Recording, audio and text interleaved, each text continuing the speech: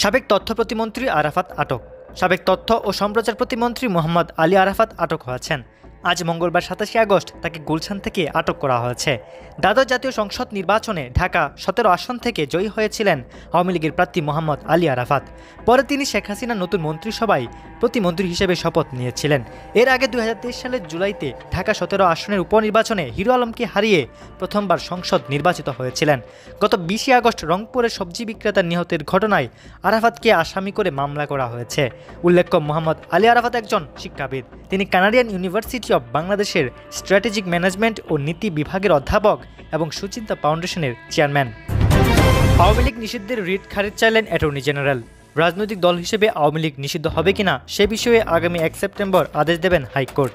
আজ মঙ্গলবার বিচারপতি এ.কে.এম. আসাদুজ্জামান ও বিচারপতি মোহাম্মদ মাহবুবুল ইসলামের হাইকোর্ট বেঞ্চে রিটের শুনানি নিয়ে এই দিন ধার্য করেন। শুনানিতে রিটের যথার্থতা নেই উল্লেখ করে সরাসরি খারিজ চেয়েছেন রাষ্ট্রের শীর্ষ আইন কর্মকর্তা attorney general advocate Mohammad Asaduzzaman. তিনি আদালতে বলেন, কোনো রাজনৈতিক দল নিষিদ্ধ করতে চায় না অন্তর্বর্তীকালীন সরকার।